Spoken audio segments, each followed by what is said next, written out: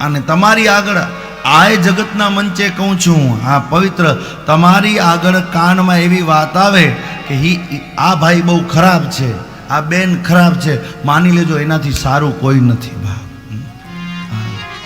આનાથી સારું કોઈ નથી. અને તમને ફરિયાદ કોણ કરે છે પાછું એની જાણ રાખજો. અત્યારે હું અહીંથી કહું કે રાવણ સારો તો મારી તમને આઈડેન્ટિટી જોવી પડી કે રાવણને સારો કે છે રામને મૂકીને. રામની વાતો કરવી જોઈએ. કૃષ્ણ કોણ સંદેશ તમને પહોંચાડે છે એનું બહુ મહત્વનો વિષય છે. અત્યારે હું અત્યારે કંસના વખાણ કરું, ઓહો કંસ જેવો તો કોઈ નહીં. યા તો તમારામાંથી ઊભો થાય કે મહારાજ કંસવાળા છે કે કૃષ્ણવાળા છે, શું સંદેશ દેવા માંગે છે.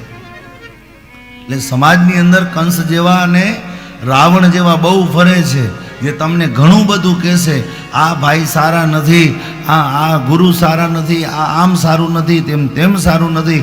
જાજી વસ્તુ સાંભળવી નહીં કોઈને.